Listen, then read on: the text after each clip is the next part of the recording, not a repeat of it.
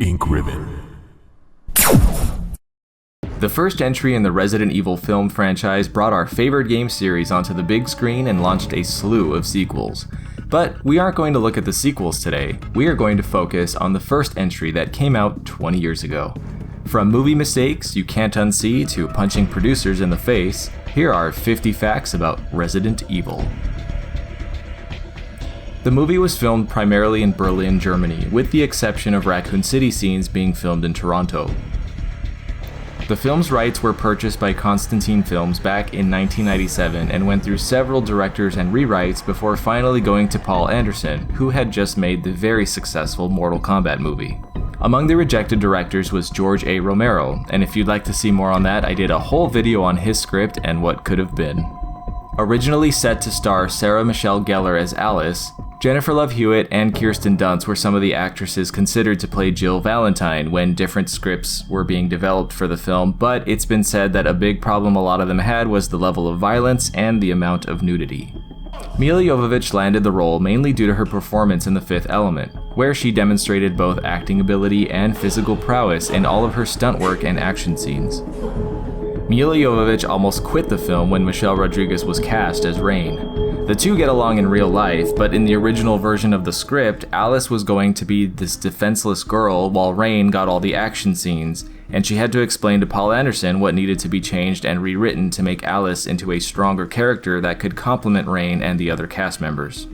This session of rewrites, where Milla went over all the points in the script that Alice could be better, is the catalyst for them dating and years later eventually marrying.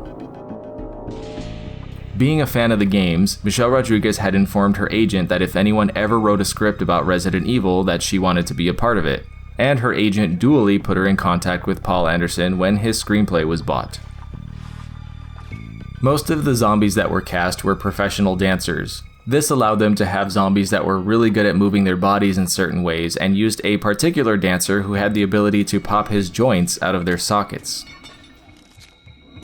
Everyone who played a zombie had to go to a special zombie boot camp where they all learned how to move, sound, and act like zombies, including all of the main actors like Michelle Rodriguez. Among some of the zombies were a few cameos, including the presidents of both Capcom Japan and Capcom America. Also making a cameo as a zombie was the producer of the film, Jeremy Bolt, who ended up getting a black eye when Milla did this. Speaking of which, Miss Jovovich was notorious for actually hitting people during action scenes instead of pretending, most infamously when she hit James Purefoy in the back of the head with a plastic axe, which you would see here if the camera didn't cut away. One of the main reasons Milla signed up for the movie was due to her brother being a huge Resident Evil fan. So if you're Milla Jovovich's brother and you're watching this, hello. Originally, the whole movie was themed around Alice in Wonderland, but was later dropped. However, a lot of these remnants can still be seen throughout the movie. Here is Michelle Rodriguez explaining it in the commentary. How come you guys don't mention that we were all supposed to be characters of what was it, Alice in Wonderland? Well, at first, you know, we wanted to Paul, it was you. You gave us all books, Queen. Alice in Wonderland books. The idea of... And then all of a sudden you ditched the idea. down the At the end, No. we had Tweedledum, Tweedledee, the rabbits right there. Look at him, he's always worried about time. Then Alice, of course. Well, I mean, you were Tweedledum. I was Tweedledee. JD was Tweedledum. JD was Tweedledum. JD was Tweedledum. You better stop it before I shove your head into my armpits. I didn't want to. After the filming, when Milla was doing ADR, where actors have to redub lines that need re-recording, she actually wasn't happy with her performance, having spoken in her normal voice as Alice throughout the filming, and decided to re-record all of her dialogue to give Alice a much lower voice.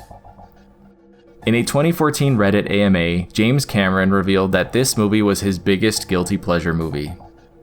In the novelization of the movie, Resident Evil Genesis, there is a lot of extra detail about various things that are never explained in the movie, like that the employees in the elevator actually died mainly from asphyxiation, much more detail about the hive and how it works, explaining that Kaplan used heat signatures to find the survivors and reunite with them, and much more. Richard Bridgeland, who was the production designer, has a few sketches and preliminary set designs on his website, as shown here. The famous T-Virus movie vials, as far as I could find, were designed by the German company Cetis Cine Electronica, along with almost every other electronic device shown throughout the movie.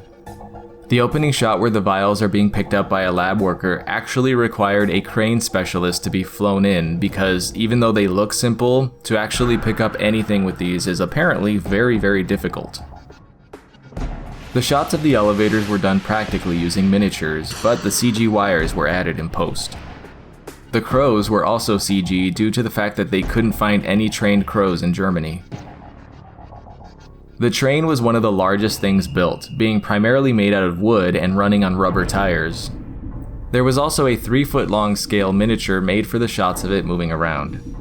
The CG schematic shots of the hive were never planned, but it became common feedback for test audiences that they had no idea where the characters were or how big the hive actually was.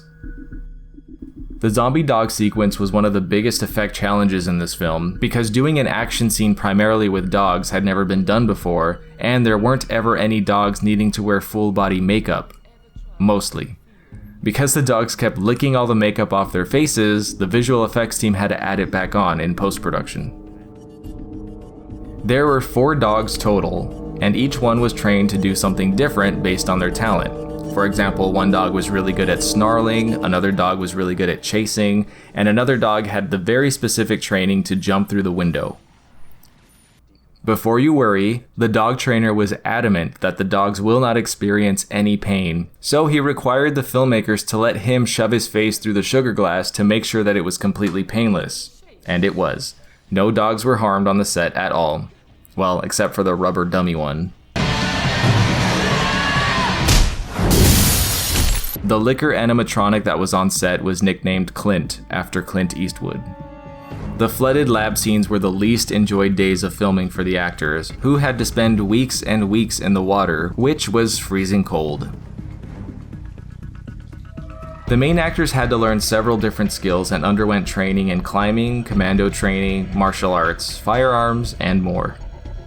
2 versions of the liquor were made. One was to focus on its head and its facial movements, and the second was a full torso that was worn by an operator. The film has 4 Oscar-nominated crew members: composer Marco Beltrami, art director Tony Reading, makeup effects creator Duncan Jarman, and visual effects supervisor Richard Urisic. During the laser scene when the medic loses her head, as the camera is panning, you can briefly see one of the crew members in the reflection. If you compare the writing on the notepad from the beginning of the movie towards the end of the movie, you'll see that they actually do not match up at all. When Mila does the infamous dog kick, you can very clearly see the strap to her harness. If you look closely at the last shots in the mansion, you'll see that the box she's holding is actually a prop case covered in foil, basically. This happened because the real prop was locked in a studio and there was no time to get it. The technician handling the vials at the beginning of the movie, if you look closely, is wearing a mask and a totally different person. The scene where the office workers are suffocating required multiple takes because the extras were bending the fake glass, which you can see if you look closely. When the elevator drops the first time, you can see the actress bending the floor a bit when she touches it. This was a special breakaway floor put in for safety.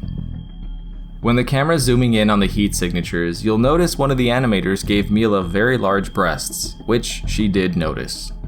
Mila did all of her own stunts except for one. The scene with the collapsing pipes where she jumps was a stunt she was not allowed to do under the orders of her insurance company due to the fear that one of the cables could wrap around her neck and strangle her. The scene at the end of the movie where she wakes up in a hospital was filmed on location in a real functioning hospital that had a wing that wasn't in use. The table, the room, and the hallways were all real. The final shot of the city was done practically, with 2 blocks of Toronto closed down and dressed with props, and even required them to take down some power lines to prevent the camera from getting electrified. For the final scene where Alice wakes up in the hospital, Milla Jovovich actually shaved off part of her hair, much to the horror of her agent. Most of the cast and crew were already big fans of the game, but if they weren't, Paul Anderson made them play the games and made sure they were familiar with the source material.